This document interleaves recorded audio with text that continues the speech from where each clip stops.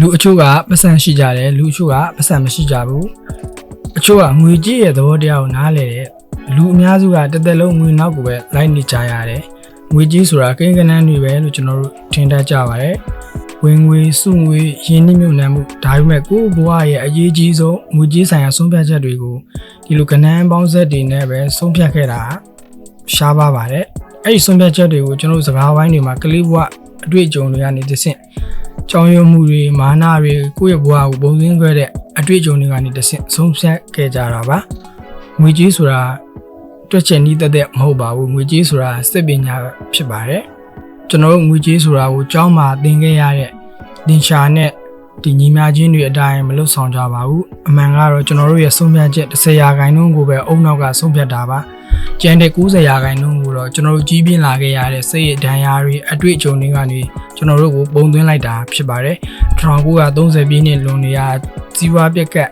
အထက်မှာကြီးပြင်းလာခဲ့ရတဲ့ကလေးတယောက်အကြောင်းကိုတွေးကြည့်ပါသူတို့ဟာမိဘတွေအလုပ်ပြုတ်သွားတာဗန်တွေပိတ်လိုက်လို့တစ်သက်လုံးစုဆောင်းထားသမျှကုံသွားတာညစာအတွက်တန်းစီဆောင်ဆိုင်ခဲ့ရတာစက္ကန့်မလက်မြင်တွေ့ခဲ့ရတယ်ဒီကလေးကအသက်50ရောက်လို့စတော့ဈေးကွက်တွေအကြောင်းသွားပြောရင်သူတို့အတွက်ရင်းနှီးမြှုပ်နှံမှုဆိုတာအခွင့်အလမ်းမဟုတ်ပါဘူးအိမ်မက်ဆိုးတစ်ခုဖြစ်ပါတယ်1990ကျော်ပြည်လွန်နှစ်စီးပွားရေးအလွန်တိုးတက်နေချိန်မှာကြီးပြင်းလာတဲ့နောက်ထပ်ကလေးတယောက်အကြောင်းဆိုရင်သူကစတော့ဈေးကွက်အမြင့်တက်နေရဲ့ရင်းနှီးမြှုပ်နှံသူတိုင်းချမ်းသာနေကြတယ်ဤပညာအသစ်တွေကဘဝတွေကိုပြောင်းလဲပေးနေတာကိုပဲကြီးပြင်းလာခဲ့ရတယ်ဒီကလေးကဒီသူ့အတွက်တော့စွန်းစားရင်းနှီးမြှုပ်နှံရတာကအလွန်သဘာဝကျတဲ့လွယ်ကူတဲ့ကိစ္စတစ်ခုဖြစ်နေလိမ့်မယ်ဒီနေရာမှာမေးစရာရှိလာပါတယ်ဒီနှစ်ယောက်ထဲမှာဘယ်သူကမှန်ပြီးဘယ်သူကအမှားလုပ်နေရလဲအဖြေကဘယ်သူမှမမှားပါဘူးနှစ်ယောက်စလုံးရဲ့ဆုံးဖြတ်ချက်တွေကမှားနေတာမဟုတ်ပါဘူးသူတို့ကြုံခဲ့ရတဲ့ကဘာကြီးရဲ့လက်တွေ့တရားအတိုင်းသဘာဝကျစွာတုံ့ပြန်နေတာပါကျွန်တော်စာရေးဆရာ Morgan House ရဲ့သူ့ရဲ့ Psychology of Money စာအုပ်ထဲကအခုလိုအမှတ်တရစာသားတွေရေးထားခဲ့ပါတယ်လူတွေကငွေကြေးနဲ့ပတ်သက်လာရင်ယူသွတ်တဲ့အရာတွေကိုလုပ်တတ်ကြပါတယ်ဒါပေမဲ့ဘယ်သူမှယူနေရလဲမဟုတ်ပါဘူးကဘာပေါ်မှာဖြစ်ပျက်ခဲ့သမျှ 0.01% လောက်ကိုပဲကိုယ်တိုင်ကြုံတွေ့ဘူးကြပြီးအဲ့ဒီအသေးငယ်ဆုံးအတွေ့အကြုံပေါ်အခြေခံပြီးကဘာကြီးဘလို့အလုပ်လုပ်တယ်လဲဆိုတာကို80%လောက်ခံမှန်းဆုံးဖြတ်ကြနေလို့ပါဒါကြောင့်မိတ်ဆွေရဲ့ဘဏ်ထဲမှာငွေကြေးတွေကိန်းဂဏန်းတွေအတွက်ပိုအရေးကြီးတာကမိတ်ဆွေရဲ့အုံနောက်ထဲမှာဆွဲကြံနေတဲ့ငွေကြေးဆိုင်ရာဘဝဆက်ကြောင်းပဲဖြစ်ပါတယ်။ကိုယ့်ရဲ့ငွေကြေးဆိုင်ရာ DNA ကမိတ်ဆွေကိုထုံချုပ်နေရလားဒါမှမဟုတ်ရင်မိတ်ဆွေရဲ့ DNA ကိုကိုယ်တိုင်ပြန်လဲပုံသွင်းတော့မှာလား။ရင်းနှီးမြှုပ်နှံမှုအကြောင်းပြောမယ်ဆိုရင် Warren Buffett ဆိုတဲ့နာမည်ကိုမိတ်ဆွေတို့သိပါလိမ့်မယ်။သူ့ကိုစာအုပ်ထောင်ပေါင်းများစွာထဲမှာသူ့ရဲ့ဉာဏ်သွေးအကြောင်းတွေရေးသားခဲ့ကြတယ်။ဉာဏ်သွေးအကြောင်းတွေရေးသားခဲ့ကြတယ်။သတင်းဌာနတွေကလည်းသူ့ရဲ့ကုမ္ပဏီရေးချမှုနည်းဗျူဟာတွေကိုလေ့လာခဲ့ကြတယ်။ဒါပေမဲ့သူ့ရဲ့အမှန်တရားကလူအများစုကသူ့ရဲ့တကယ်အဓိကစူပါပါဝါကိုလုံးဝမျက်ကွယ်ပြုထားပါတယ်။လုံးဝလျှစ်လျူရှုထားပါတယ်။ Warren Buffett ရဲ့ကြိုးပမ်းမှုက stock share တက်မြောက်မှုတက်ကြောင်မဟုတ်ပါဘူး။သူကအချိန်ဆိုတဲ့ကမ္ဘာပေါ်မှာအစွမ်းထက်ဆုံးစိတ်ပညာလက်နက်ကိုအသုံးပြုခဲ့လို့ဖြစ်ပါတယ်။ဒီနေ့အချိန်မှာ Warren Buffett ရဲ့ကြွယ်ဝချမ်းသာမှုကဒေါ်လာဘီလီယံကျော်ရှိပါတယ်။ဒါပေမဲ့ဒီကြွယ်ဝမှုရဲ့99%ကျော်ကသူ့အသက်50ကျော်မှရောက်ရှိလာခဲ့တာပါ။ဒေါ်လာ84.5 ဘီလီယံနီးပါးကသူပင်စင်ယူရမယ်အသက်60ကျော်မှတိုးပွားလာခဲ့တာဖြစ်ပါတယ်။တကယ်လို့ Buffett ရဲ့ပုံမှန်လူတွေလိုအသက်30မှရင်းနှီးမြှုပ်နှံမှုစတင်မဲ့အသက်60မှအနားယူခဲ့ရင်ဘာတွေဖြစ်သွားမလဲအဖြေကတော့ဘယ်သူမှသူ့အကြောင်းကြားဘူးကြတော့မှာမဟုတ်ပါဘူးသူ့ရဲ့ကြိုးပမ်းမှုကဘီလီယံကဏ္ဍမဟုတ်ပဲဒေါ်လာ17.9 သန်းလောက်ပဲရှိပါလိမ့်မယ်ဒါကစူပေါင်းတိုးပွားမှုကွန်ပေါင်း group ရဲ့ကြောက်စရာကောင်းတဲ့စွမ်းအားပဲဖြစ်ပါတယ်ကျွန်တော်အုံနောက်ကသင်္ချာလူတိုးပွားမှုအတိုင်းပဲတွေးခေါ်တတ်ကြပါရဲ့1ပေါင်း1ဟာ2ပေါင်း1ဟာ3ဆိုပြီးတော့ဒါပေမဲ့သဘာဝတရားရဲ့အတူတူမှုကမတူပါဘူးဒါအစမတန်တိုးပွားတာပဲဖြစ်ပါတယ်ကျွန်တော်ဘောလုံးတစ်လုံးနှင်းဘောလုံးတစ်လုံးပေါ့နော်တောင်ပေါ်ကနေလိမ့်ကြတာကိုမိတ်ဆွေမြင်အောင်ကြည့်ပါစနိုးဘောအဖက်အကြောင်းကိုကြားဦးမှာစနိုးဘောအဖက်ဆိုတာဒီနှင်းလုံးလေးပေါ့နော်နှင်းဘောလုံးတစ်လုံးတောင်ပေါ်ကနေလိမ့်ချလိုက်လို့ရှိရင်စစချင်းမှာတော့ဒီတောင်ချေကိုရောက်လာတဲ့ကအရှိန်နဲ့တူတောင်တစ်လုံးကိုဖြတ်တန်းလာတော့ဒီနှင်းတွေကသူ့ဘောလုံးကပ်ပါလာတယ်ဖြည်းဖြည်းချင်းကြီးထွားလာတယ်ပေါ့ဒါကြောင့်မလို့ဒီအချိန်ဖြတ်တန်းလာတဲ့အချိန်အရောက်သူ့ရဲ့ကြီးထွားမှုပေါ်ကလည်းဖြည်းဖြည်းချင်းများပြားလာပါတယ်Warren Buffett ရဲ့နောက်ထပ်လိုအပ်ချက်ကသူက1942ခုနှစ်အသက်10နှစ်သားအရွယ်ကလေးကစတင်ခဲ့တာပါဆယ်စုနှစ် ရှစ်စုနီးပါးမနာရန်နှင်းဘောလုံးကိုသူလှိမ့်လာခဲ့တာဖြစ်ပါတယ်သူ့ရဲ့အချိန်ရပဲသူ့ကိုဟမ်းသာကြွားမှုကိုဖြစ်လာစေခဲ့တာပါသူ့ရဲ့လှုပ်ဝက်ချက်ကတော့အဓိကစောစောစီးစီးရင်းနှီးမြုပ်နှံခဲ့တာပဲဖြစ်ပါတယ်အဖေကလူတွေအားလုံးကလောဘနဲ့စိတ်မရှိမှုကြောင့်ပဲဖြစ်ပါတယ်ရင်းနှီးမြုပ်နှံသူတို့ကအခုလိုတတိပေးခဲ့ပူပါတယ် compound interest ရဲ့ပထမဆုံးစီမင်းစည်းကမ်းကမလိုအပ်ပဲဒီအဲ့ဒီတိုးပွားမှုတွေကိုသွားမနှောက်ယှက်ဖို့ပဲဖြစ်ပါတယ်ရင်းနှီးမြုပ်နှံထားတာတွေကိုထုတ်ယူသုံးစွဲမယ်သုံးချလိုက်မယ်ငွေကြေးတွေထုတ်ယူသုံးစွဲလိုက်မယ်ဒါမျိုးတွေမလုပ်ဖို့ဖြစ်ပါတယ်ဒီ Amazon ပူးတွဲတည်ထောင်သူ Jeff Bezos နဲ့ Warren Buffett ကိုမေးခဲ့ပူပါတယ်သူတို့နှစ်ယောက်ရဲ့ရင်းနှီးမြုပ်နှံမှုနီလန်ကဒီလောက်အယူရှင်းနေရတော့ဘာလို့လူတိုင်းကလိုက်မလုပ်ကြတာလဲ Warren Buffett ကစကားတစ်ခုပဲပြောခဲ့တယ်ဘာလို့လဲဆိုရင်ကျွန်တော်တို့ဘယ်သူမှဖြည်းဖြည်းချင်းမချမ်းသာခြင်းကြတာပါလူအများစုကငွေကြေးနဲ့ပတ်သက်ရင် benefit တင်ချက်ချင်းချမ်းသာခြင်းကြတယ်ဒါကြောင့်အနေများရဲ့စွန့်စားမှုတွေလုပ်ကြတယ်မြင်ချမ်းသာတဲ့ထောင်းချောက်တွေဝယ်ယူမိကြတယ်ပြီးတော့အပင်မကြီးထွားခင်အဲ့အမြင့်တွေကိ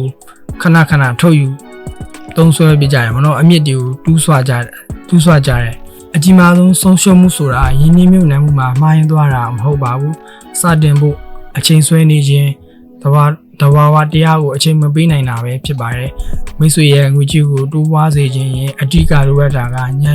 ်သွေးမဟုတ်ပါဘူးအချိန်ကိုစိတ်ရှင်းနဲ့စောင့်ဆိုင်နိုင်တဲ့စိတ်ဓာတ်ကြံ့ခိုင်မှုပဲဖြစ်ပါတယ်ကျွန်တော်လူတွေကအမှားတစ်ခုကိုစက်တိုက်ကျူးလွန်တတ်ကြတယ်ကျွန်တော်တို့ကအချိန်ကိုရောက်ပြီးငွေကိုဝယ်ကြတယ်ပြီးရင်ကျွန်တော်ငွေနဲ့ပဲပျောက်ဆုံးသွားတဲ့အချိန်တွေကိုပြန်ဝယ်ဖို့စူးစမ်းနေကြတယ်ကျွန်တော်လူအများစုကငွေကြေးရဲ့ရည်ရွယ်ချက်ကပိုကြီးတဲ့အိမ်တွေဝယ်ဖို့ပိုကြီးတဲ့ကားတွေဝယ်ဖို့ပိုကောင်းတဲ့ကားတွေစီးဖို့ဒါမှမဟုတ်သူများထက်သားလွန်တဲ့လူနေမှုအစစ်တမ်းကိုထုတ်ပြဖို့ကြွားဝါကြဖို့ထင်တတ်ကြပါတယ်ဒါပေမဲ့ကမ္ဘာမှာအချမ်းသာဆုံးနဲ့ရင်းနှီးမြှုပ်နှံသူတွေကငွေကြေးရဲ့အဓိကအစွမ်းထက်ဆုံးကကိုယ့်ရဲ့အချိန်မိမိရဲ့အချိန်ကိုမိမိကိုယ်တိုင်ပိုင်ဆိုင်ခွင့် freedom ဖြစ်ပါတယ်စိတ်ပညာရှင်တွေကလူတစ်ယောက်ရဲ့ဝင်ငွေကတိကျတဲ့ပမာဏတစ်ခုထိရောက်သွားလို့ရှိရင်ဝင်ငွေရှိလာတဲ့အခါမြင့်တက်သွားတဲ့အခါနေ့စဉ်ပျော်ရွှင်မှုကိုတကယ်ပေးစမ်းနိုင်ပါတယ်ဒါပေမဲ့ဒီအမတ်ထက်ကျော်လွန်သွားတဲ့အခါဘာကြောင့်လဲဘာလို့လဲဆိုရင်ဝင်ငွေပိုရလာဖို့အတွက်သူတို့ပေးဆက်ရတဲ့အရာကကိုယ့်ဘဝရဲ့လွတ်လပ်ခွင့်အချိန်တွေပဲဖြစ်ပါတယ်ဥပမာ19ရာစုကမ္ဘာပထမဆုံးဘီလီယံနာဖြစ်ခဲ့တဲ့ John D. Rockefeller အကြောင်းမှာ Rockefeller ကကမ္ဘာရေနံဈေးကွက်တစ်ခုလုံးကိုထိန်းချုပ်နိုင်ခဲ့ပါတယ်အတိုင်းအစာမရှိလဲချမ်းသာခဲ့ပါတယ်ဒါပေမဲ့သူ့ရဲ့အချိန်အများစုကသူဟာအလွန်စိတ်ဖိစီးမှုတွေအများပြားခဲ့ပါတယ်အိမ်မပျော်ရယောဂအစာအိမ်အနာရောဂါတွေနဲ့နာတာရှည်ဒုက္ခတွေခံစားခဲ့ရပါတယ်သူ့ရဲ့လုပ်ငန်းထုချဲ့မှုနဲ့စိုးရိမ်ပူပန်မှုတွေကသူ့ကျန်းမာရေးကိုထိခိုက်ခဲ့ပါတယ်သူ့ဘဝနောက်ဆုံးချိန်တွေရောက်မှသာသူကစီးပွားရေးအလုပ်တွေကိုလက်လွတ်လိုက်တယ်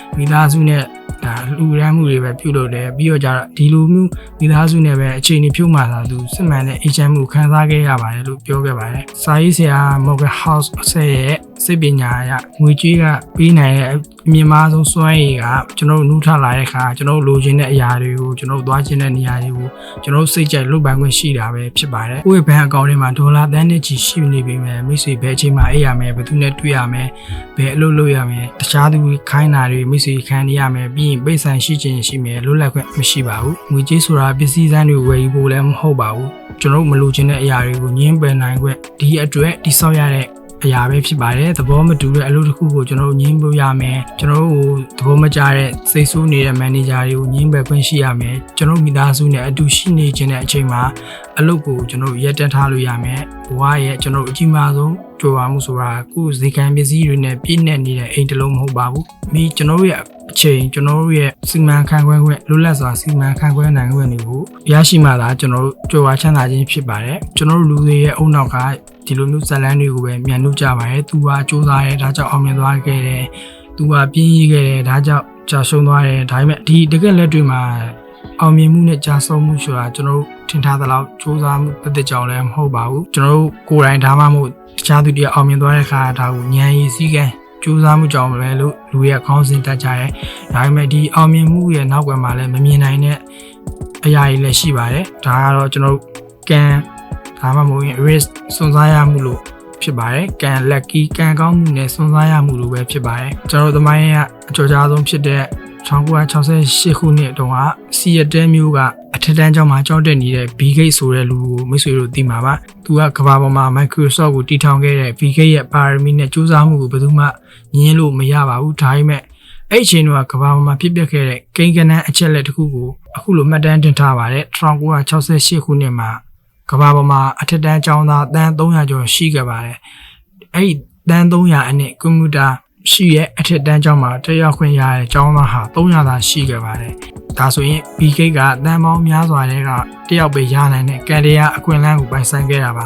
BK ကိုယ်တိုင်လည်းနောက်တစ်ချိန်မှာအခုလိုဝန်ခံခဲ့ပါတယ်တကယ်လို့ကျွန်တော်သာဒီကွန်ပျူတာရှိတဲ့ကျောင်းမှာသာမတက်ခဲ့ရရင် Microsoft ဆိုတာရှိလာမှာလည်းမဟုတ်ပါဘူးနောက်ထပ်ဒုတိယလူတယောက်ရှိပါသေးတယ်သူက Ken Evans ပါ Ken Evans ဟာ BK ရဲ့အနိကဆိုတငယ်ချင်းဖြစ်ပါတယ်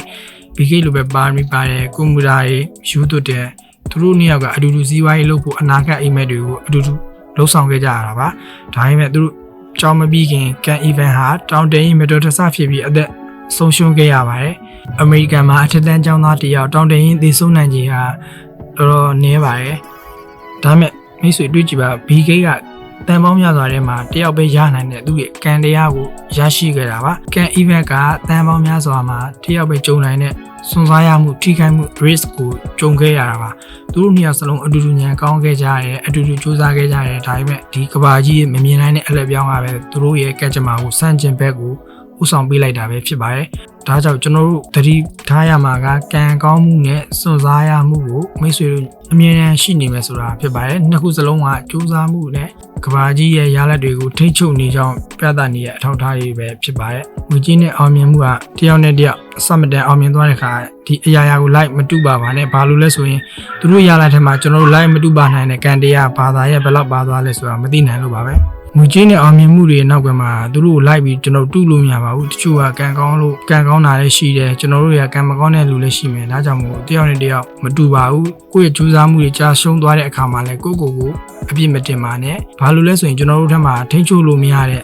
risk တွေစွန့်စားရမှုတွေလည်းရှိပါတယ်ကံမကောင်းမှုတွေလည်းကျွန်တော်တို့ရှိပါတယ်ကျွန်တော်အောင်မြင်မှုစီကိုသွားဖို့ဆိုရင်စစ်မှန်တဲ့ပညာရှိမှသာအောင်မြင်ခြင်းမှာနှိမ့်ချမှုကိုလက်ခံနိုင်မယ်ကြာဆုံးခြင်းမှာလည်းကြံ့ခိုင်မှုနဲ့ခွင့်လွှတ်ခြင်းကိုကျွန်တော်လက်ခံနိုင်မှာဖြစ်ပါတယ်ကျွန်တော်တို့သတင်းတွေမှာပါတယ်စီးပွားရေးသတင်းတွေဒါတွေကကျွန်တော်တို့အကုန်ဖော်ပြဖို့မှာတော့ကျွန်တော်တို့မြင်ရတာအပေါ်ရန်လေးပဲမြင်ရတာသတင်းမီဒီယာတွေအောင်မြင်တဲ့ကုမ္ပဏီတွေကိုပဲအမြဲဦးစားပေးဖော်ပြကြတယ်အမေဆုံးကစာအုပ်ဆိုင်လေးကနေကမ္ဘာအကြီးဆုံးစီးပွားရေးအင်ပါယာဖြစ်လာခဲ့တယ် Apple ကလည်းကိုယ်တော်တည်တည်လေးတဲ့ကနေဒေါ်လာထရီလီယံတန်ကုမ္ပဏီဖြစ်လာခဲ့တယ်ဒါပေမဲ့ဒီရဲ့နောက်ကွယ်မှာကျွန်တော်သူတို့ပေးဆက်ခဲ့ရတယ်လည်းအများကြီးပေါ့နော်ဒါတွေကိုဘယ်သူမှမပြောကြဘူးမဖော်ပြကြဘူးကုမ္ပဏီတွေနှိပညာကုမ္ပဏီတွေရဲ့အောင်မြင်မှုတွေကိုပဲဒီမီဒီယာတွေကလည်းဖော်ပြကြတာပါကျွန်တော်တို့ကအောင်မြင်တဲ့သူတွေကိုပဲကြည့်ကြရဲအတူတူကျွန်တော်တို့ဒီနည်းဗျူဟာသုံးခဲ့ပြီးမြကြာရှုံးသွားကြတဲ့ကုမ္ပဏီတွေလည်းအများကြီးရှိပါတယ်ဒါတွေကိုတော့ကျွန်တော်တို့မမြင်ရဘူးမသိရဘူးလူတွေကမလေ့လာအောင်မြင်တဲ့သူတွေကိုပဲလူတွေ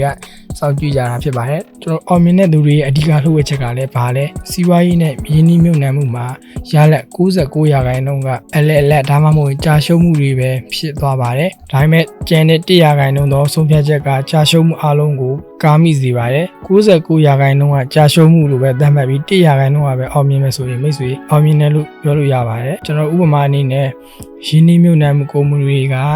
80ရာ100%ရင်းနှီးမြှုပ်နှံလိုက်မယ်ဆိုရင်80%ကအဖက်မတင်ပဲကြာရှုံးသွားရပါတယ်15%ကအမြတ်မကျသုံးငွေမကျနဲ့ပုံမှန်ပဲရှိနေပါလိမ့်မယ်ကျန်တဲ့9%အောက်ရောနေတဲ့ကုမ္ပဏီအနည်းငယ်ဥပမာ Uber Airbnb Stripe ဒါလီဒီလိုမျိုးအောင်မြင်တဲ့ကုမ္ပဏီတွေကရရှိလိုက်တဲ့အမြတ်ဆုံးကပဲစောစောကကြာရှုံးသွားတဲ့80%ကို95%ကိုကြာရှုံးမှုအလုံးကိုအတိုးနဲ့ပြန်ဆက်ပေးပါတယ်ဒါကိုယင်းနှိမ့်မြှုပ်နှံမှုအလုံးကိုအတိုးနဲ့ပြန်ဆက်ပေးဦးမှာကယင်းနှိမ့်မြှုပ်နှံသူတွေကိုချမ်းသာကြွယ်ဝတဲ့ဘီလီယံနာတွေဖြစ်သွားစေတာပါဝိုင်းဘန်ဖက်ကိုယ်တိုင်လည်းအခုလိုပြောခဲ့ပူပါတယ်သူရဲ့ဘဝတစ်လျှောက်လုံးမှာ stock share အကွက်ပေါင်း400နဲ့500အထိဝယ်ယူခဲ့ပူပါတယ်ဒါပေမဲ့သူတကယ်ကြွယ်ဝမှုကို90%သူ့ရဲ့ကြွယ်ဝမှုတော့90%ကဖန်တီးပေးခဲ့တဲ့ကုမ္ပဏီတွေက10ခုဝန်းကျင်ပဲရှိခဲ့ပါတယ်ဒါကြောင့်မလို့စီးပွားရေးနဲ့ယင်းနှိမ့်မြှုပ်နှံမှုကအဓိကပညာဆိုတာအချိန်တိုင်းမှန်ဖို့မဟုတ်ပါဘူးမှားသွားတဲ့အချိန်တွေရရှုံးသွားတဲ့အချိန်တွေမှာရေရှည်ရပ်တည်နိုင်ဖို့ကြိုးစားမှာပဲဖြစ်ပါတယ်လူများစုက3ချိန်4ချိန်လောက်ကြာရှုံးတာနဲ့စိတ်စားတွေဖြစ်လာမယ်ယင်းနှိမ့်မြှုပ်နှံမှုကနေထွက်ခွာသွားကြပါတယ်ဒါပေမဲ့အောင်မြင်တဲ့သူတွေကဒီ100%သောရလဒ်ကိုရောက်ရှိမလာခင်အထိကို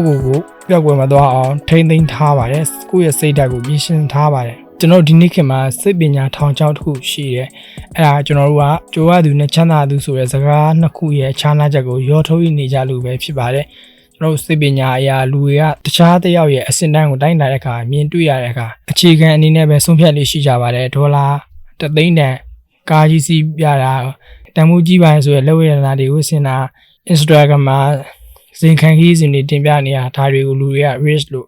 ခေါ်ကြပါတယ်ဒါပေမဲ့တခြားနည်းအရမိတ်ဆွေတွေးကြည့်ပါဒေါ်လာ3သိန်းနဲ့ကားတစ်စီးကိုဝယ်ယူလိုက်တဲ့သူတယောက်မှာအဲ့ဒီကားမဝယ်ခင်ကထက်ဒေါ်လာ3သိန်းလျော်နေသွားပြီဆိုတာကိုပါဒါမှမဟုတ်အဲ့ဒီကားအယောင်းဆိုင်ကိုလာစဉ်အတူနဲ့ဆက်နေရတဲ့ကျွေးမီလဲဖြစ်နိုင်ပါတယ် Psychology of Money စာအုပ်ကိုရေးတဲ့စာရေးဆရာ Morgan Housel က rich ဆိုတာလက်ရှိဝင်ငွေပေါ်အခြေခံပြီးပစ္စည်းတွေသုံးပြနေတာဖြစ်ပါတယ်ဒါပေမဲ့ဝယ်သည်ဆိုတာကတော့မမြင်နိုင်တဲ့အရာတွေမိတ်ဆွေမသုံးစွဲပဲချန်ထားခဲ့တဲ့ပိုင်ဆိုင်မှုတွေပဲဖြစ်ပါတယ်ဥပမာအနေနဲ့1920ပြည့်နှစ်တွေက American Stock ဈေးကွက်မှာနာမည်ကြီးခဲ့တဲ့ Stock ကစားသမားတယောက်အကြောင်းမှာသူက Stock ဈေးကွက်မှာခန့်မှန်းချက်တွေနဲ့တနေ့ထဲမှာဒေါ်လာသန်း100ကျော်အထိ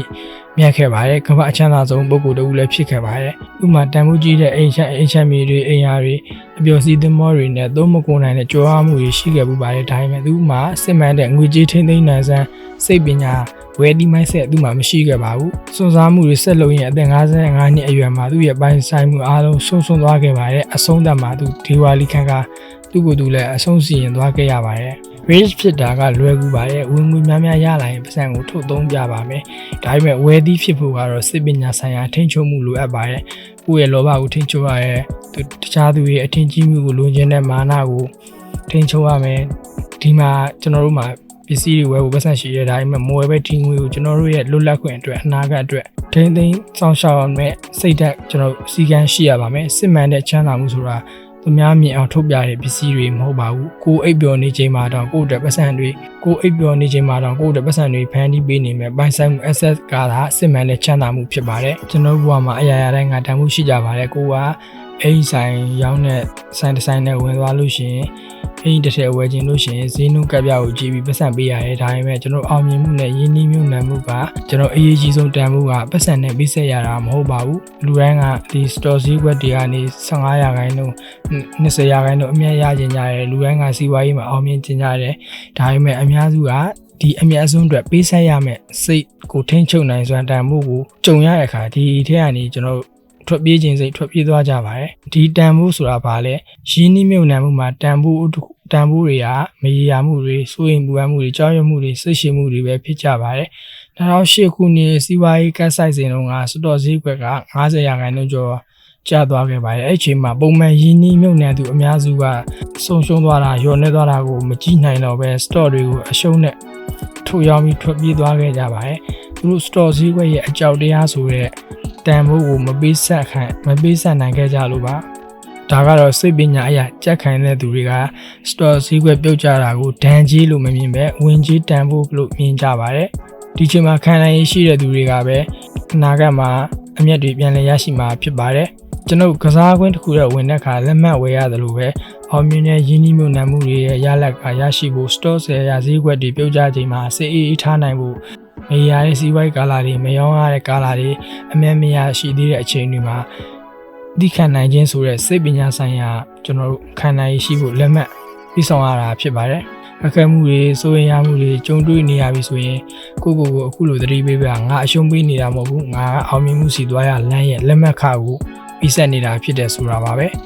ငွေကြေးနဲ့ပတ်သက်ရင်ကမ္ဘာပေါ်မှာစိတ်ပညာကစားပွဲတစ်ခုရှိပါတယ်ဒါကတော့ရှေ့သူဇက်တိုက်ရွေးနေခြင်းပဲဖြစ်ပါတယ်လူတွေကငါမှလာစာဒီလောက်ရရင်ပြောပြီးလို့သတ်မှတ်ထားကြတယ်အဲ့ဒီလာစာရသွားတဲ့အခါချက်ချင်းပဲမဟုတ်ဘူးဒီချက်ပူရမှာဖြစ်မယ်ဆိုပြီး